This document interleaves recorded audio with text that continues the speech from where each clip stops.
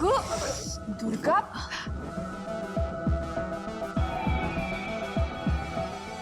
अगं कुठे होतीस तू?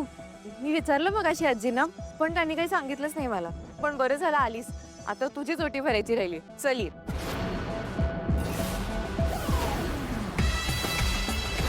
अगं ये बस बस बस. काय ह्यांची पण ओटी भरून घेत. ही दुर्गा बसलेला. दुर्गाची ओटी भरून काही उपयोग नाही. अहो काकू, असं काय बोलताय? कारण दुर्गा कधीच आई होऊ शकणार नाही.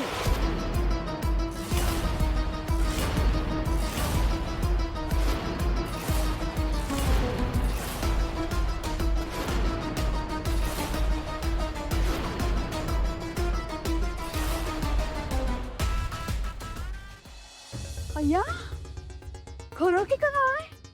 अगं बाई, नाही म्हणजे दुर्गा कधीच आई होऊ शकत नाही.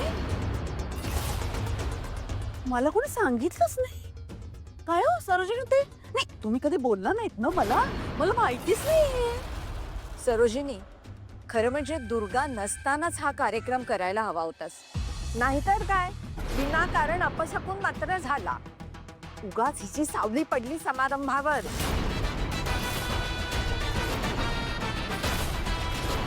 काय बोलताय तुम्ही?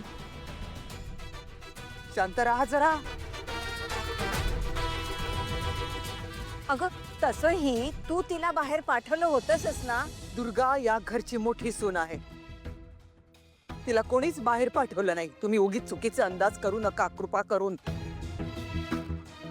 तेच ना. आणि आजच्या जगात कोण असा विचार करतं काकू? बास लिलाय. आधी हर्ट करायचं आणि मग कन्सर्न दाखवायचं.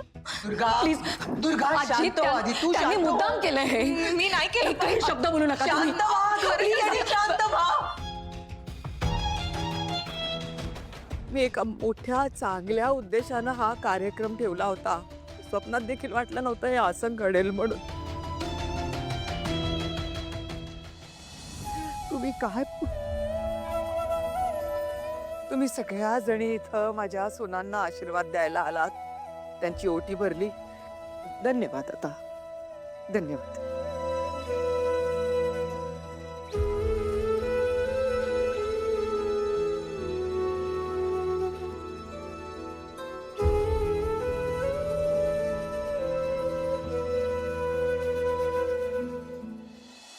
दुर्गा, खरंच सॉरी.